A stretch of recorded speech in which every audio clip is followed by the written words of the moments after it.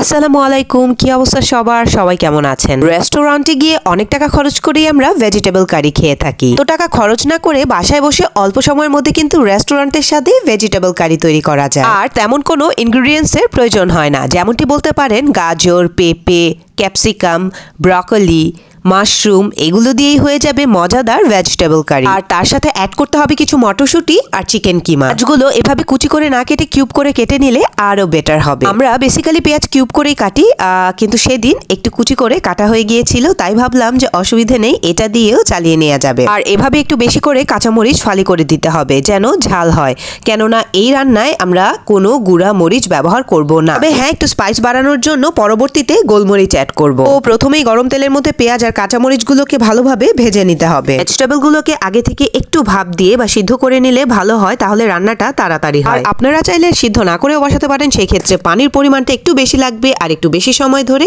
কষিয়ে নিতে হবে। এটা ভেজিটেবল কারি খায় না এমন ব্যক্তি কিন্তু খুঁজে পাওয়া যাবে না। আর আমাদের বাসার প্রত্যেকটা লোকের এই ভেজিটেবল কারি খুবই পছন্দ। সাদা পোলাও বা সকালের নাস্তায় রুটি পরোটা দিয়ে কিন্তু এই ভেজিটেবল কারি দারুণ স্বাদ। আর যারা এইভাবেই খেতে চান তারাও খেতে পারেন, কারণ এইভাবে বাটিতে করে কোনো কিছু ছাড়াই খেতে দারুণ মজা লাগে। ফুলকপি সাধারণত আমরা অ্যাড করি না, আর এইবার যেহেতু সিজন তাই ভাবলাম একটু ফুলকপিও অ্যাড করা যাক। আমরা এইভাবে এই ভেজিটেবল কারিটা রান্না করি যাতে কোনো প্রকারের ভেজিটেবল ভেঙে না যায়।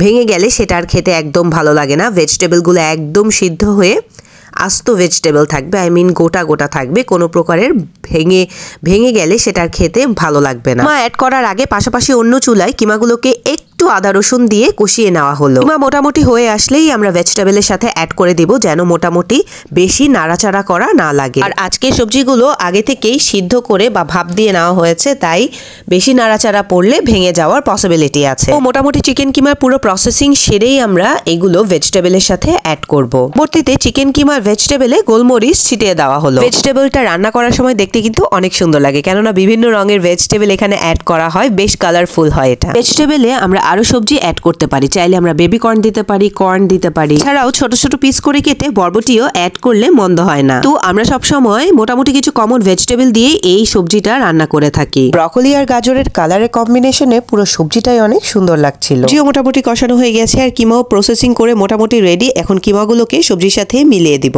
কিমাগুলো এভাবে করে নিলে কিন্তু বেশ টেস্টি হয়, কিমাগুলোকে এভাবেই খাওয়া যাবে। তো যাই হোক, পরবর্তীতে কিমাগুলোকে আমরা ভেজিটেবলের সাথে মিশিয়ে দিলাম। এখন ভালোভাবে মিক্স করে নাড়াচাড়া করে কিছুক্ষণ লো ফ্লেমে চুলায় রেখে দিব। তো আর কি, কিমা দেওয়ার পর এই হচ্ছে সবজির লুকটা। সবজিটা দেখতে কিন্তু অনেক সুন্দর লাগছে, তাই না? কিছুক্ষণ নাড়াচাড়া করার পর আমরা সিমি মটর অ্যাড করে দিলাম। মটরের সিজন আসলে আমরা বেশ কিছু সিমি মটর ফ্রিজে কালেকশন করে রাখি, কেননা এগুলো বিভিন্ন রান্নায় অ্যাড করলে খেতে কিন্তু দারুণ লাগে। এই যে যেমনটি ধরেন বিভিন্ন তরকারি অথবা সবজি, এগুলোতে সাদা পোলাও খুব অ্যাড করে খেলে খুব মজা লাগে। ফাইনালি পানিতে কর্নফ্লাওয়ার গুলি আমরা অ্যাড করে দিব। আর এর থিকনেসটা কিন্তু পার্সন টু পার্সন ভ্যারি করবে। যারা ঘন করে খেতে চান তারা একটু বেশি করে কর্নফ্লাওয়ার নিয়ে পানিতে গুলি অ্যাড করে দিবেন, আর যারা পাতলা খেতে চান তারা একটু কম নিয়ে পাতলা করে পানি অ্যাড করবেন। এই হচ্ছে টোটাল প্রসেসিংটা। কিছুক্ষণের মধ্যেই এটার ঘনত্ব বের হয়ে আসবে। আমাদের এখানে সবজির পরিমাণটা কিন্তু অনেক বেশি, তাই দেখে হয়তোবা মনে হবে সবকিছুই অনেক বেশি বেশি, কিন্তু আসলে না, সবজির সাথেই সামঞ্জস্য রেখেই আমরা সবকিছু দিয়েছি। তো এই হচ্ছে ফাইনালি সবজির লুকটা। দেখেন অতটা থিকও হয়নি, আবার অতটা পাতলাও রাখিনি, মোটামুটি মিডিয়ামই রেখেছি। তো এইভাবেই আমাদের বাসার সবাই খেতে পছন্দ করে। আর সবচেয়ে বড় কথা হচ্ছে রান্না করার কিছুক্ষণ পর কিন্তু এটার থিকনেস অটো বেড়ে যায়, তাই মোটামুটি প্রথম দিকে গরম অবস্থায় একটু পাতলা রাখাই বেটার। এই ছিল সবজির ফাইনাল লুকটা। এখানে দুধও অ্যাড করা যেতে পারে পানির সাথে গুলিয়ে, কিন্তু এই দুধ অ্যাড করলে সবজিটা বেশি দিন ফ্রিজে রেখে খাওয়া যায় না।